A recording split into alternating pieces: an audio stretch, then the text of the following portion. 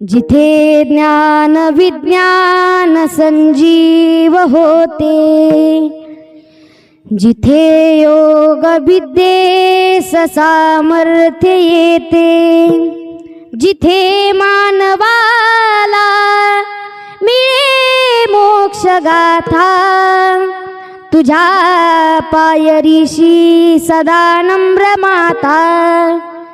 तुझ्या मंदिरी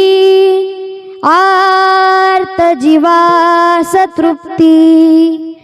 तुझ्या दर्शने लोक स्वानंद घेती,